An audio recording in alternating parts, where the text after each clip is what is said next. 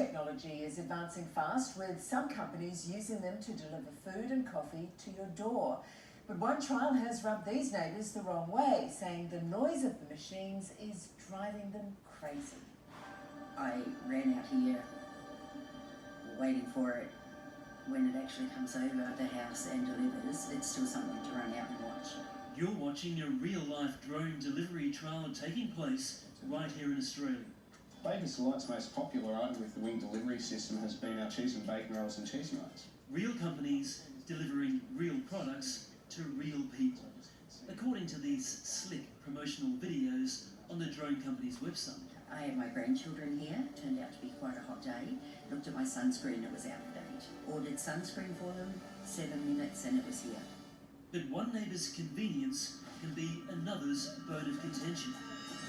I think it's a farce. It's not really a trial. Yes, Neville is going nuclear on this drone delivery trial in his neck of the woods. Nev's nightmare? Noise. You see, what's not included in the promo videos is the actual sound these drones make when they arrive with a delivery. Take a listen.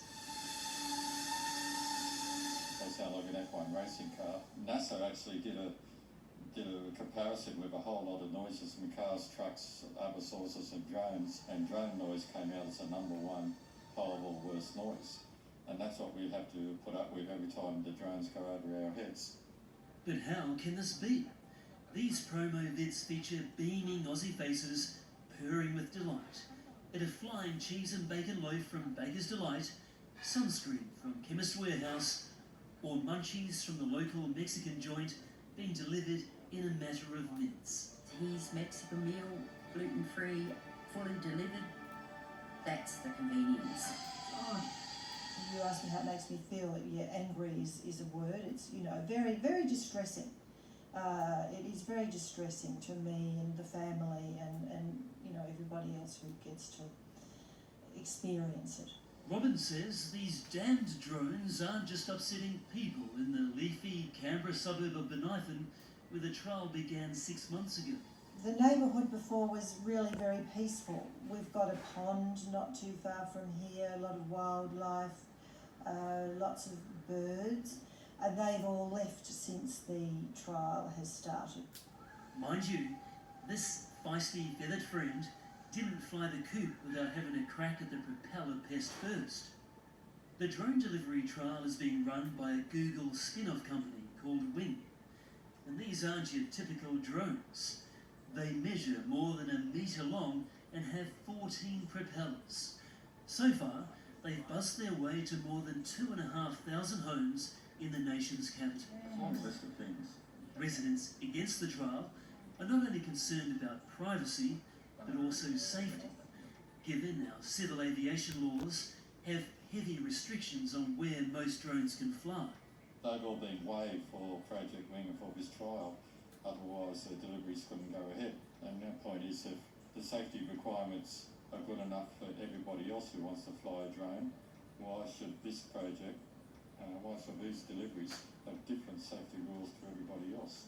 Wing says it uses an unmanned traffic management platform, much like air traffic control, to avoid collisions.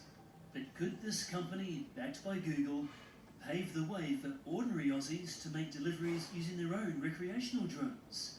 Well, technically, yes, as long as there's no risk to people, property, or other aircraft.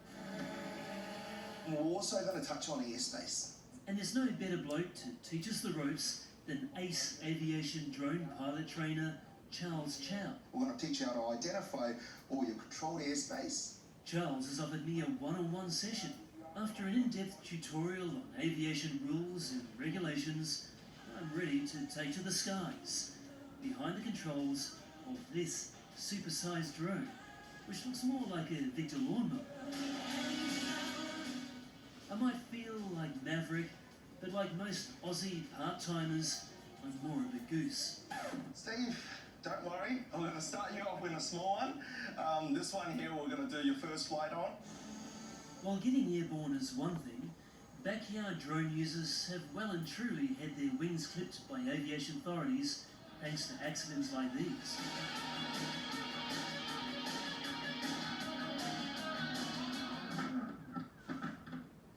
penalty could be fines up and above beyond $10,000 and can be as long as 5 years imprisonment for not doing the right thing. A Sydney operator copped an $800 fine for smashing his drone into the Harbour Bridge a couple of years back. Another drone pilot disrupted aerial firefighting efforts in Tasmania this Christmas. And then there's the recent turbulence in the UK, with drones hovering near Gatwick Airport, disrupting more than 1,000 flights. On Christmas Eve, our Civil Aviation Security Authority, CASA, said it's going to crack down on drone operators, particularly around airports. There's no reason why we should fly around the airport. There's plenty of airspace out there that's non-controlled, as long as you stay low. Large drones like this one used for crop spraying have built-in security systems, preventing them from flying near airports or above certain heights where they could bring down an airline. But Charles Chow says even much smaller drones have the potential to cause a catastrophe, and the onus is on the operator to know drones' do's and don'ts. In Australia, the rules are under 120 metres above ground level. You've got to not fly closer to 30 metres to anyone that's not involved in your operation. You must control only one drone at a time. Stay during daylight unless you have approval to fly at night. There's a lot of perks from becoming a licensed pilot and enable you to get those necessary approvals and insurance in place. The drone industry in Australia is literally flying. It's now worth more than $3 billion, thanks to recreational pilots and commercial outfits such as Wing's business-to-home delivery trial in Canberra. But that's hardly music to Robin's ears, who's feeling the drone buzz for all the wrong reasons. I would say please leave immediately and don't come back ever. Thank you. Well, Wing declined to be interviewed before the end of their trial, but did send us a statement that can be read in full on our homepage.